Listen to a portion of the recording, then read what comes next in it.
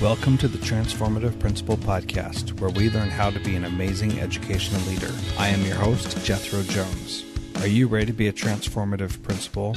I'm looking for about 10 people who are ready to do what it takes to lead with integrity, find balance, and take your school to the next level.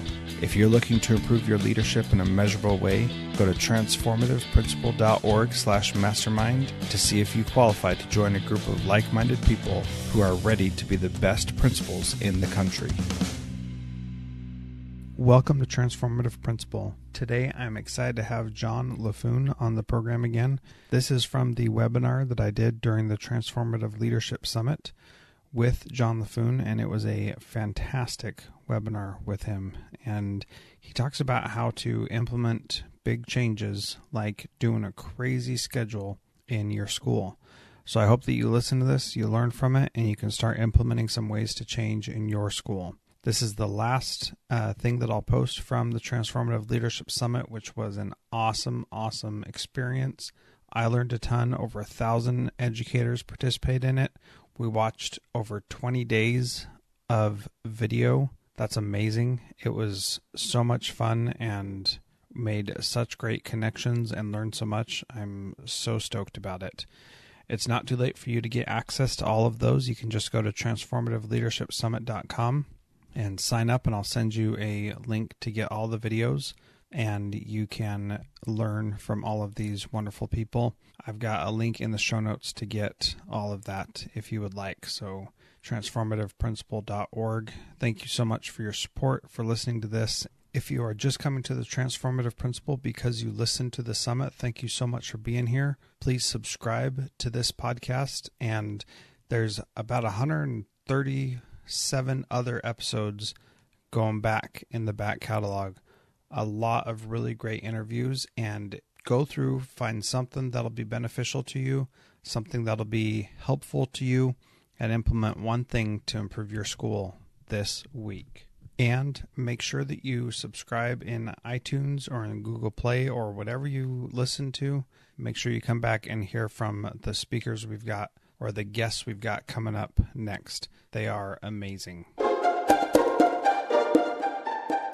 Good morning and welcome to the live Q&A. I'm really excited to welcome Jon Laffoon on, and he should be joining us here in just a moment. This is a very exciting thing for me to be able to talk to him because he is awesome, and I'm very much looking forward to talking with him. So before we get started, I want to talk about what is coming up today. And I'm going to do that by sharing my screen. If you haven't checked out the sessions for today yet, some of you may have just gotten your emails about this. They just barely went out right as I started. And today I want to share with you, first, Don Wettrick is going to talk about inspiring kids to be more.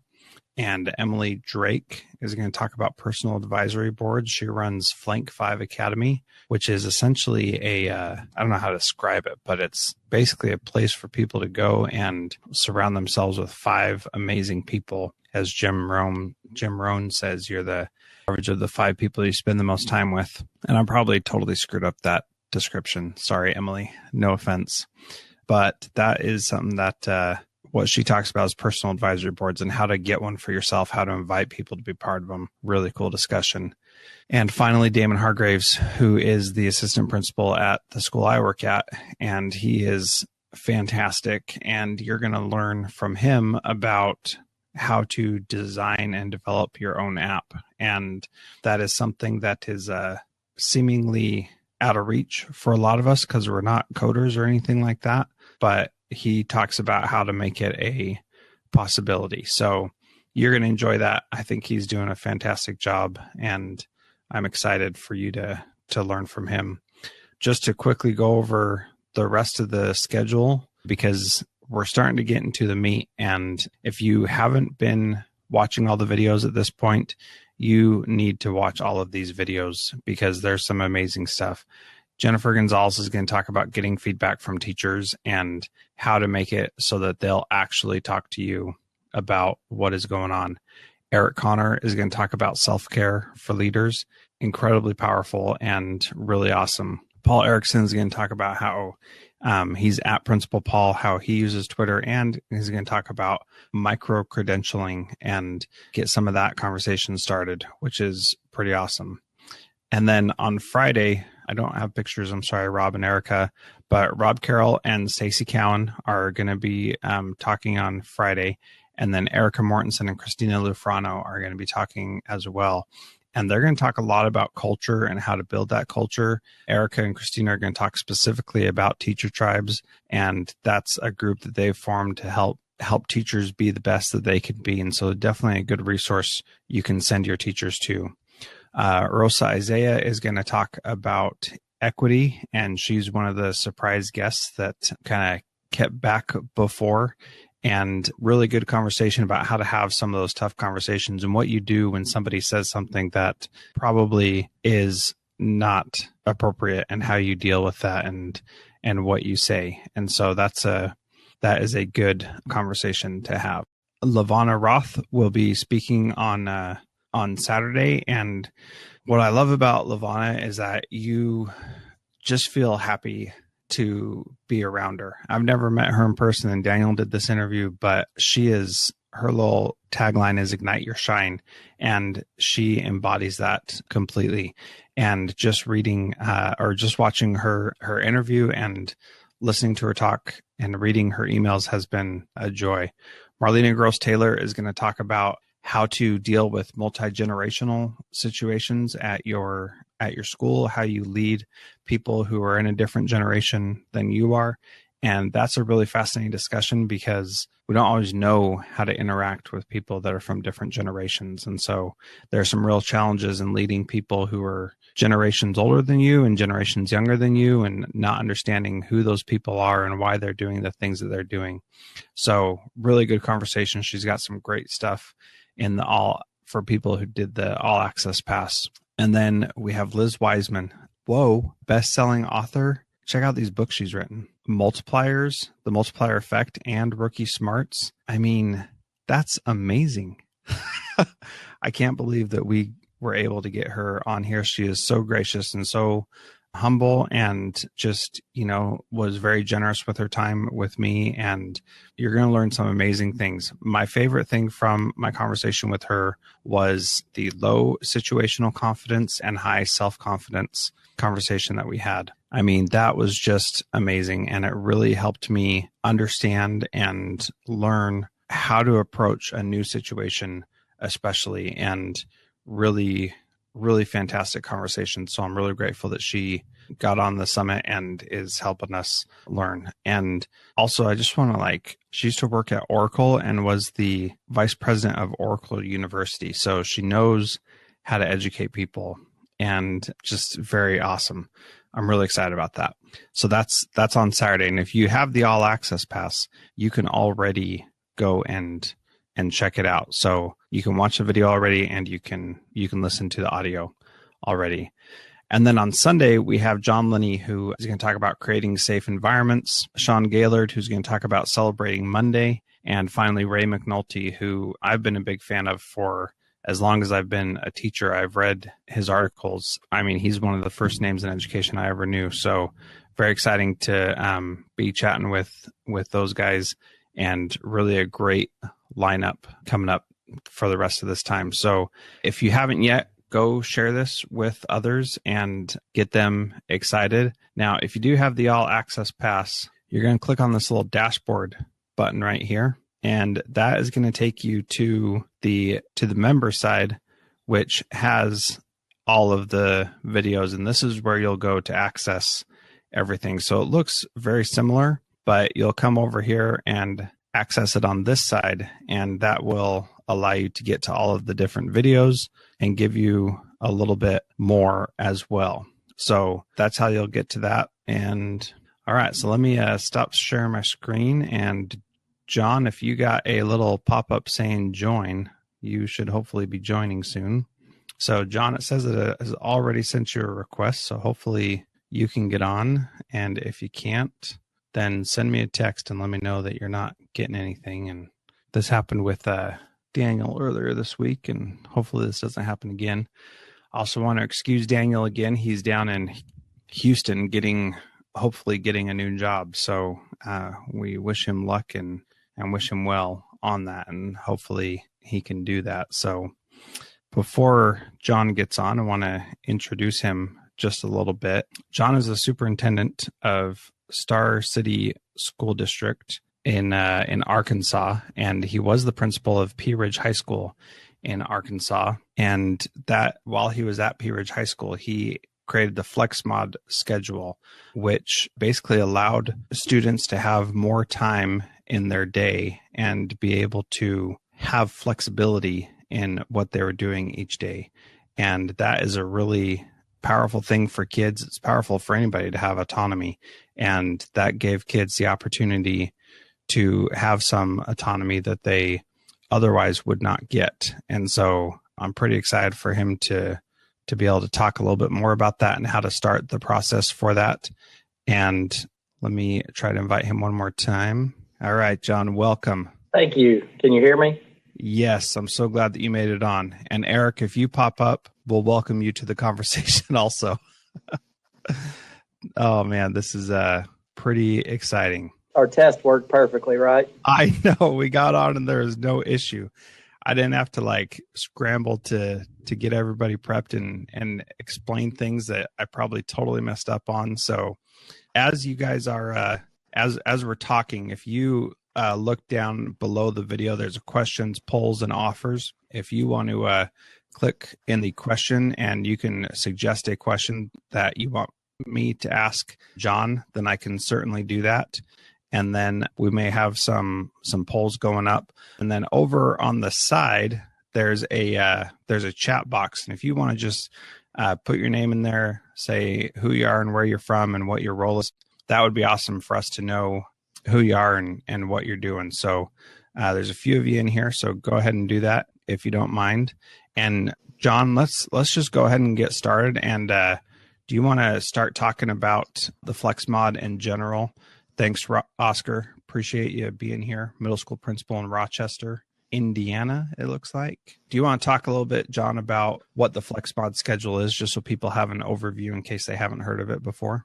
Sure. A quick question for you. You know, I've got some leaders in my district that I think could benefit from this exciting summit. So how do I get them hooked up with the summit, accessing all the videos? Yeah, sure. So what they'll want to do is go to transformativeleadershipsummit.com, and then they just enter their email and they'll start getting emails of everything that we put out each day. And then to get the all access pass in each of the emails, there's a link to get that. And that's basically a conference ticket to go to the whole conference and not just part of it. So people who do that, they get all the videos, access to all the videos like I just showed.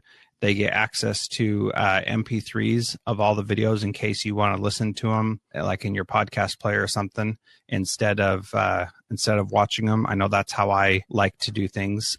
And then they also get a bunch of bonuses that the presenters have provided. For example, we were talking today about Marlena Gross-Taylor and how she's talking about generational leadership and how she put some bonuses in there that are how to understand what characteristics the different generations have.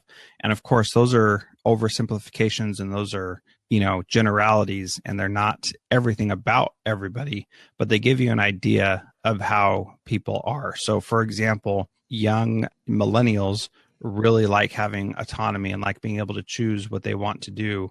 And so being able to give them those opportunities within a structure really helps baby boomers who really like that structure and don't like people doing their own thing. So anyway, that's one of the things that is in there. So there's a bunch more. Daniel Bauer does a leadership sprint that is phenomenal, and you get free access to that. That's $100 value right there. I put in my communication cards, which I sell for $10, and that's an awesome thing as well. And then just a whole bunch more stuff. So thanks for asking that, and feel free to share it. And if you guys are watching and you have people in your district that need to hear it, please share it with them as well, because this has been phenomenal. I know if you're here watching this, it's because you found value in it. So thank you. Any other questions there, Jon? Well, I'm kind of typing some notes and taking some notes if I look down. I want to warn you, I'm a little under the allergies. They're a little different in the southern part of Arkansas than we experienced in the northern part of Arkansas. So I may have to drink a lot of fluids, and I'm kind of without a little voice today. So stay hydrated, man. That's important. And I think what you're talking about, I call them Generation Z. That's our students today, and that, to me, that plays right into what we're going to discuss today. Exactly. Flexibility and with the opportunity to provide student choice. So I think it's going to be a great day, and it's going to be a lot of fun, I think, too. Yeah, I'm excited, and down in the bottom under offers, you'll be able to click to get the all access pass if you haven't done that yet. And one of the things that I haven't done yet that I'd like you guys to type in the chat box is I can send you an invoice to you so that you can have the district send me a check to pay for that rather than doing your credit card. If that's something that you'd like to do, if you'll just put that in the say yes, that's a good idea in the show notes. I'll send that out in the email tomorrow if you guys in here think that that's a worthwhile thing to do. So let me know, and let's get into talking about the FlexMod schedule, John. Sure. First, I didn't invent the FlexMod schedule. A little history lesson, I guess, if you will. It was something that one of our teachers found that was used, believe it or not, early in the 19th century. The data that we found showed that it went back to, some schools were using it in the 1960s, successfully too. I don't know, what it's kind of like the dinosaurs. There's some theories on why it went out of favor, but I think today it is relevant because we do have a different generation of students. Their attention span is so much shorter. They don't really have a lot of faith in the experts as we used to when I was in school. And, they think, learn, and live quite a bit differently than the student that I was when I was in school, quite frankly, and a lot of our teachers. So that's kind of what led us here. My superintendent at Pea Ridge School District, basically, we started talking about a change of schedule, and he really challenged us, my leadership team, my assistant principal, myself, to find something better than a traditional industrial revolution schedule, which is exactly what a block schedule or what a traditional 7-8 period day schedule is for secondary schools. So that's kind of where we started with it. And a teacher found it, like I said, found some stuff on it online. And as we began to research it, probably the best thing that we were able to do is the superintendent allowed us to take a trip to a school in South Carolina called River Bluff High School. The leader there, Dr. Luke Clamp, who's a mentor of mine today, just welcomed us with open arms, let us see what they were doing. They had actually implemented flexible modular scheduling, and it was just a great experience. And the thing that struck our leadership team when we were there is how the teachers seemed to be less stressed, have more time. The students seemed to be happy and love being at school, less stressed.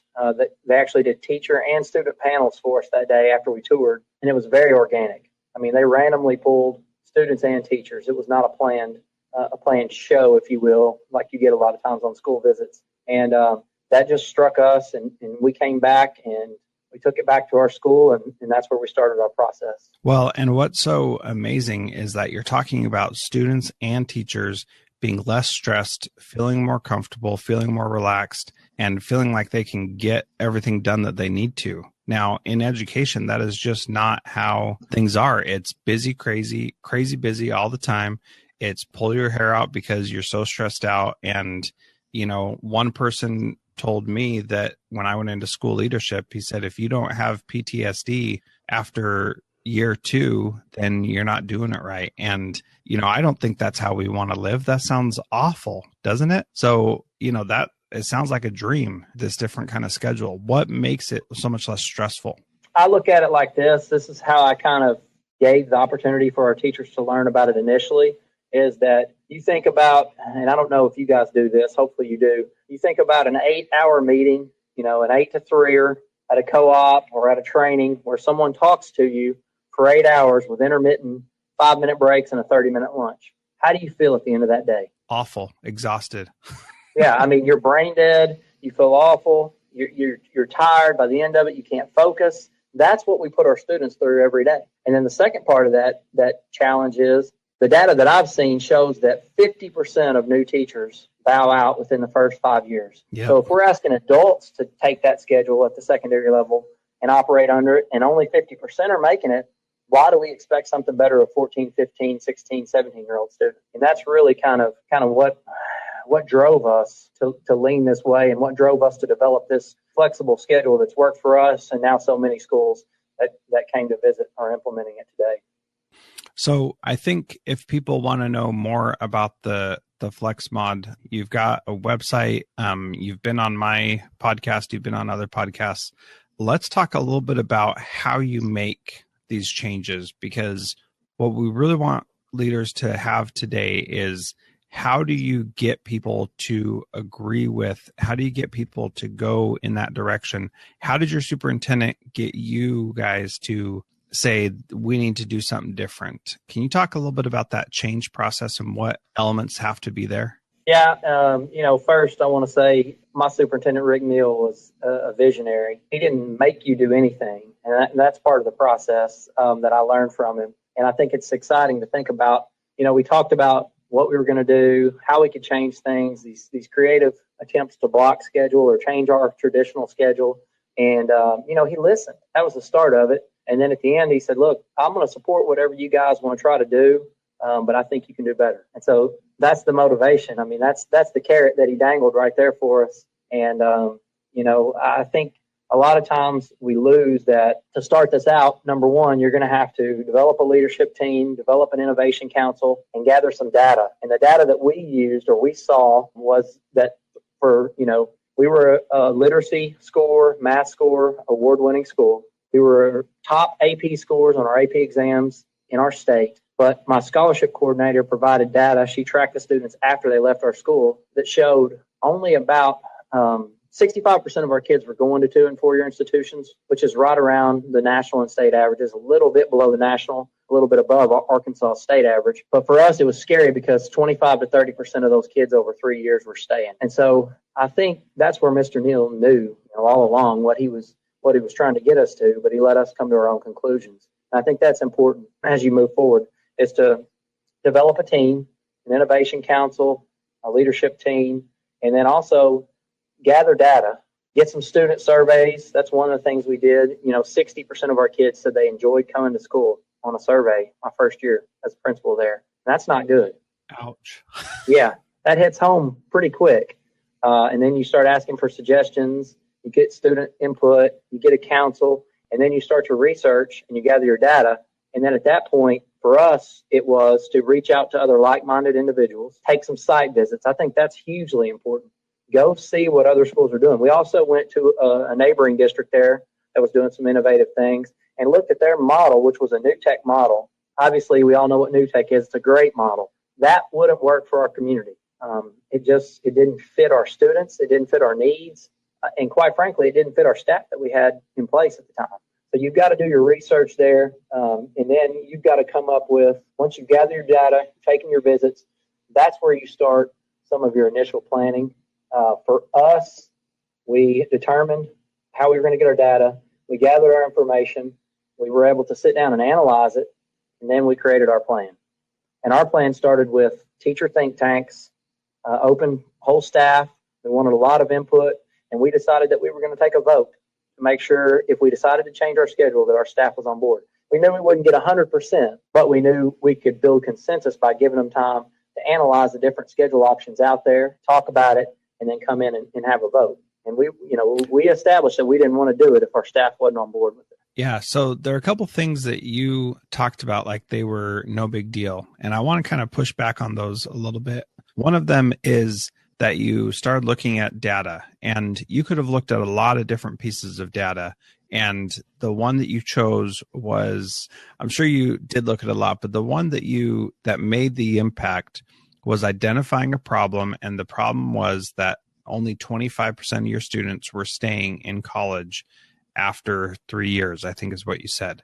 So how did you decide that was a metric that you needed to look at? Well, for us, it was a no-brainer, I guess. I don't mean to be facetious, but you take that. So I told you 65% were going, right? And you take that 25% are staying and being successful. Yet from the State Department and from the traditional methods of looking if our school's successful, 80% in literacy, 80% in math, proficient, advanced. We're being very successful. We're winning awards for the success. But Mr. Neal's thing was we're giving these kids this diploma and sending them out. Where are they going? What are they doing? What jobs are they getting? What colleges are they going to? Are they staying? That's the real data that you've got to analyze for us. And then the other part of that is we got to be student-based. So our surveys from our students that showed us that they didn't enjoy school, they weren't engaged. I think that was the data because we're about students. Our moral purpose is to serve our students. And if that's your why, then you've got to look at that data. You can't focus on solely test scores because if we had done the traditional thinking and focused on solely those test scores, it would have pointed us to, hey, we're doing great. Let's don't do anything different. It's not working for some students, but it's working for most. All right. And so that's where we got to. I hope that kind of answers your question. Yeah. And, that's one of the things where you can, depending on how much you're going to look at, you can find different things in the data that you have. For those who have the all access pass, because the time has passed now, Amy Fast talked a lot about how to get students to listen or to tell you what they really think instead of just like checking a box or not doing a survey at all. She talks a lot about how to get students to actually buy in and say, yeah, I do care about you knowing what I think, and I'm going to work to make sure you do, and I'm going to work with you on that. So that interview with Amy is really good. And as part of the all access pass, you get some questions that you can ask and how you can phrase those so that they can have an opportunity to talk. And looking at student data is important, and there are so many different facets. You talked about building a team of a leadership team. Can you talk about some of the steps that you take to choose members of that team? How you make sure that there's a difference of opinion. It's not just a bunch of people that are going to, go along with you no matter what. Talk a little bit about choosing members of a leadership team. I'm not a very smart guy, so I have to have a lot of help. That's what I know, and I know my weaknesses. So obviously, when we went about that, the first year was just kind of a assessment year, figuring out what we needed to improve. Assistant principal and I, and just like I said, we did some surveys. We talked to, I interviewed every single teacher, talked to them about what we needed to improve on. And we did a lot of time just watching and learning about our building and our culture. And, I will say this, Pea Ridge High School was very successful before we went to this schedule by most metrics. But I think if you really dig in and look at what was happening after our students left our school, you really can't call us being super, super successful moving our students forward into life. And that's what we're really here for. Our moral purpose is to make sure that those kids either are career ready or college ready, and they come back and they serve our community well. And so that's what drove us. We built our team. We went about very intentionally. We started with technology.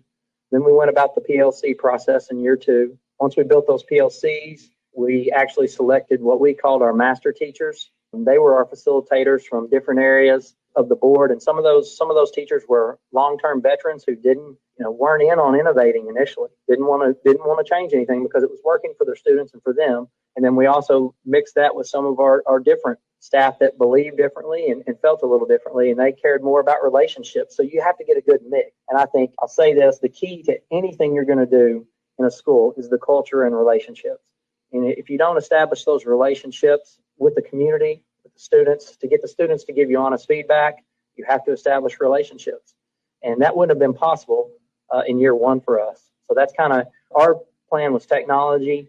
And then as we went from there, we went to PLCs. After 2 years of that, that's when we went to innovation and changes. And so it was a gradual process in getting buy-in. And, I think I got a text last night that said that some of our students came back, and one of our current students did a testimony to about what flexible scheduling has meant to them last night, to the parents and to the upcoming students. And they just said it was the best thing they've ever been a part of in that district. So again, that's awesome. You build that leadership from the inside. You do have to have varying perspectives. I think that's super important. And you have to have a lot of input from different sources before you just make a decision to roll and top down. We know that can be successful in the short term, but it won't sustain itself. I think that's why that's important. Yeah, and you've left P Ridge now, and you want this to continue after you're gone, right? And for me, one of my goals in leadership are the things that I started, how long are those still continuing? So, a quick example is at the last school I was at, we had a big attendance issue, and we increased our average daily attendance from 85 to 95%.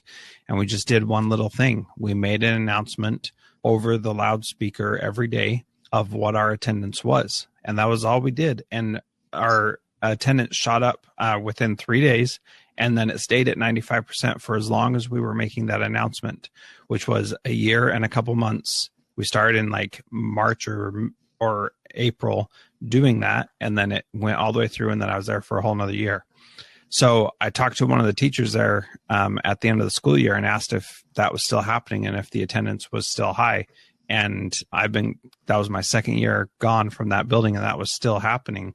And to know that that was still happening was very powerful for me, because I put into place something that was able to continue. Now, I was the assistant principal at the time, and this year the principal has left. So I'm curious to see what happens this year, if that will still be the case. But it was a strategy that worked, and for that to continue, that is very powerful. So, talking about implementing leadership teams that make that change continue is really powerful. And what I keep telling my teachers at my school now is the things we put into place need to continue after me, and they need to be stronger than my personality, because if it's based on me being the leader, then as soon as I leave, that's going to leave too. And we don't want that to happen. At least I don't. I think that's a big waste of everybody's time. So, and I think that's directly aligned to the culture of the school. And so that's a big testament to you. And I think it's important that we realize, I had an old principal when I first started. I was having success winning some games with a team that wasn't supposed to win, had no expectations from the community. And one morning I came in with a pretty big head. I was a young man. I won't say how old I am now. And he looked at me and he said, Coach, you got hit by a semi on the interstate on the way into work, we'd still have Greenwood basketball. And he walked away. And that really hit home with me. You've got to build leadership. You've got to establish leadership, and you've got to raise that next generation of leaders while you're in those positions. Because, at the end of the day, the schools are going to keep rolling on, whether I'm the coach or whether you're the principal or not. And that's really important for everyone to remember as well, as you establish leadership teams and leadership in your buildings, is create that next generation of leaders. Yeah. So now you are the superintendent of a school district, and you've got a whole new way of doing things, a whole new process. What are some of the things that you feel you must bring to this school district from your experiences in the past? A lot of the things you learn. So kind of just start with empowering the leadership in the buildings. This district has done a good job of creating PLCs already in place, and SIT teams, student intervention teams, and following that traditional PLC model. What I would like to see is the principals empowered in the buildings to lead a little more than be directed from my chair, and strong leadership team, strong instructional observation teams are part of the plan. But I think, in my vision that I went over with the staff, the first thing we have to do right now, and the most important thing, is establish our moral purpose. Why are we here? And so we're working on that, and all of our leaders are working on that with their staff after our all staff day, is establishing that moral purpose and why we're here. And we can't do anything innovative, traditional, PLC-wise, technology-wise, until we do those things. And so that's the first step. And within that, it's about building relationships with the students, with our community, with the staff, with each other. And once we get those two goals accomplished, then we'll move on into the vision of making sure that we're providing relevant technology for all of our students, teaching in a way that's engaging, and then probably, to be honest with you, putting in flexible scheduling. And that may occur at the elementary level, the secondary level, and then also making sure that our teachers are supported in all those initiatives is a huge key. So you can't do anything unless the people that are in the ditch doing the digging are supported. And that's the big thing that everyone has to understand, and the things that I've learned having a chance to learn under my last superintendent and my other principals that I've worked for. Yeah. So just as a side note, that sounds pretty cool to have flex scheduling at the elementary school. A little more hectic than at the secondary level, but nonetheless, I think of my son who's going into first grade this year, and how he just does not love sitting in a chair for 8 hours a day. Not that any kid does, but my daughter, who's going into third grade, the routine and structure of school is a dream to her, and it's fantastic. So, being able to meet different kids' needs. One of the things, as you were talking about the need to establish a moral vision or moral purpose, is that what you said? Moral purpose. The people there have probably already done some of that. How is your idea of establishing a moral purpose different than what has been done in the past? And talk a little bit about why you're saying that we need to establish that when people are already probably pretty well established in their moral purpose. So talk a little bit about that. Yeah, clearly I'm not saying that we don't have that in place. If you look at the picture above my head on the wall, we have that in place. But we've got to go back every year as a team, as a group, as a staff, as a faculty, and make sure that that's what we're about. And for us, it's our mission statement is ensuring high levels of learning for all, whatever it takes.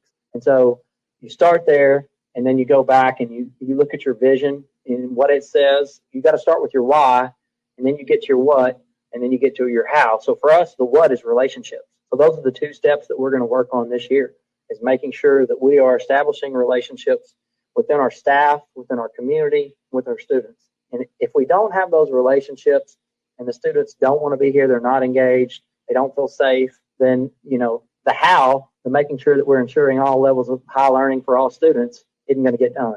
And so for me, that's it, is making sure we're all on the same page with our moral purpose and vision, and then getting to how, our what, and our how. And our what is relationships. And those are the two things that I've asked our people to focus on. And, what I appreciate about your response there is that it's not about establishing, it's about making sure that it's clear and that it's what we're focusing on. But then it's also about them knowing what your moral purpose is as the leader. Sure. And so it sounds like this is a little bit more for you than it is for them necessarily, because they need to know who you are as leader, what you believe, and what you find value in. And so I think that that's a really appropriate place for you to be going in this new school district, excuse me. So, I think we are a little bit longer than we had planned. And if anybody has any questions, go ahead and pop those in.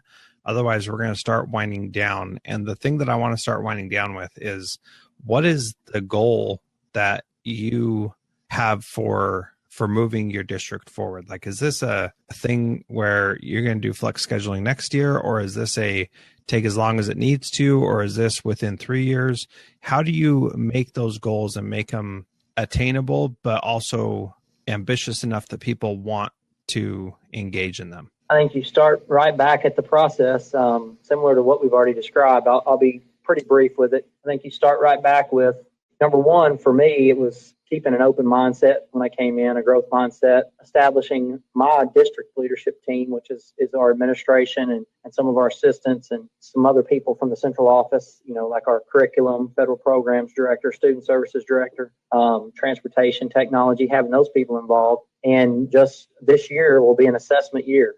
We're assessing staff. We're assessing each one of those departments I just mentioned. We will see where we are. We will continue to put the focus on ensuring high levels of learning through our instructional focus, but setting those goals will really depend on where we are right now. I'm taking an assessment, and when I say assessment, you've got to assess all those areas: school safety, technology, transportation, learning, student services, nutrition. As a leader, you've got to look at the whole picture. And it's a little bit different than when I was in the building principal chair. You're looking at your building. Your vision is kind of tunnel vision at times, but a good superintendent like I had gives you the experiences to be able to focus on some of the district vision things. And it's just an assessment time, just like you would do in a classroom or even with a sports team. I mean, you're not going to send a team out on Friday night, play a football game, if you haven't rehearsed, practiced, drilled, and assessed where your students are, quite frankly. So it's very similar to anything we do in education from my chair. And then I think the key to setting goals will be our team sitting down and seeing what we need to work on, setting some goals, gathering our data, whether we're talking about instruction or whether we're talking about maintenance. You got to collect the right data, know what you're looking for, and then sit down and make those decisions and make them be student-based and data-based. And that's kind of where we'll go. We haven't set a time on flex scheduling or anything like that yet. I think I know where we want to get to, and I've talked about that with our leadership team. But the time frames of those things, you have to set timelines, but I think those timelines have to be flexible as well. Yeah, absolutely. And if they're not flexible, then you're going to, be setting yourself up for failure essentially, because you're not going to be able to do everything whenever you want it, So it takes time, and you got to make sure that you're willing to work within that, Yeah, and I think for us, flex scheduling is great. It gives teachers more time. It gives students more time. It provides the building with a different culture, because kids do feel as if they're owning a large piece of their education, which we talked about in the opening is pretty important. But, for us, I want our building leadership and our teachers in that building to say, this is what we want to do. We've heard about it. We've seen it. We've made a visit or two. We want to educate them first and then let them spin the wheels. Okay, let them get behind the bus and push. I don't want to be the only driver on the bus, with an empty bus and no passengers. Yeah, you certainly don't. And that's a good way to describe that for sure. So Jon, anything that you want to add that you haven't been able to before we sign off here? Yeah, I just want to encourage anyone that's going to watch or is listening to, open up your mind. Look at the DWEC work, the growth mindset, establish a PLN. I've learned more professionally from Twitter and the people that I've been able to connect with, like you, Jethro, than I've learned in any workshop I've ever been to. And then also put yourself around great leaders. And they may be coaches in your building. They may be community members, business leaders.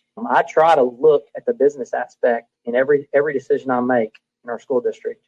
And I've learned from great business leaders, including my dad. And I think that's very important to study those great leaders and see how they handled things, what they did. And then also, if you want to get started, probably the best thing to do is seek out resources. For us, it was Office of Innovation in Education in Arkansas. Call would be a good resource. Obviously, Twitter's a great place to go. Some leaders like Ken Grover, George Philhauer. There's a lot of great places you can start. Within states, I know it varies, but really be open to looking at different things and know up front that it's going to be work. It's going to be work. But if your moral purpose is students, if that's really what you're about, I was talking to a principal a couple of nights ago, and she said, this is tough work. And I said, but think about this in 5 years, where your students are going to be, because you're making changes that matter. And so if that's your real purpose, the work is valuable, and you don't have to pay people extra. You don't have to count hours. If everyone's driven by that moral purpose, you're going to be successful if you put that team in place. Yeah, powerful stuff. And, I put this leadership summit together to give people access to those people that you mentioned that will help you be a great leader, that will help you see the ways that you need to get better. So, it's just been incredibly powerful for me to do this summit, to learn from so many wonderful people. You're the 41st person that we've had as a guest on here, and that's a lot of people with a lot of varying perspectives and so much power and wisdom in everything that we've been learning. And so for me, it's humbling. For me, it's incredible that we can get all these great minds together and people can come in and learn from them.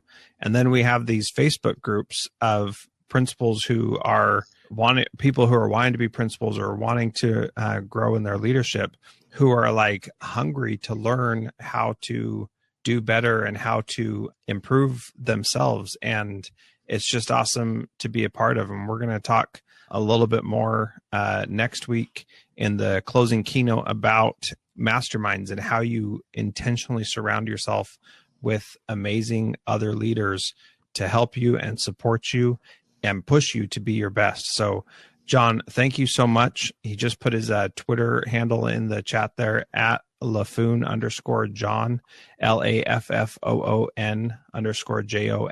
Can I get one more brief plug in? Absolutely. One thing we did this summer is we had a lot of demand for people wanting to talk about flexible scheduling. So we set up a small network called PACE, and I'll put it up in the feed as well. And it's all about innovative school network that personalizes education and empowers teachers and students using flexible scheduling. So we created a Flex Summit in partnership with the University of Arkansas, and we had people from all over the country. Right now, we have 18,000 students, 18,864, if I remember correctly, that are being impacted by flex scheduling this year because of the summit, Awesome. Because of PACE. So I'll put PACE on Twitter as well. I'll put it up. And our job there is to be a resource, whatever you need to connect you to the right people, to visits, to whatever we can do, any of the materials we've created to allow schools to look into flexible scheduling. So there's just a little plug for a Flex Summit. We're planning to do it again with the University of Arkansas. So you can find that information probably in April on Twitter or on our website. Yeah, I think that is fantastic. And that is something that I hope to be able to attend in the future. So thank you to everybody who was here today. Thank you so much, Jon, for being part of this.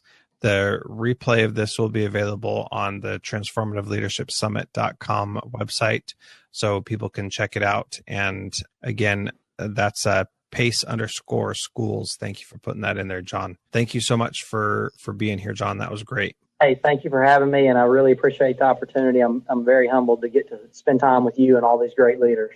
Thank you, and we'll see the rest of you at the summit. Stay in touch, Jethro. Thank you. Will do.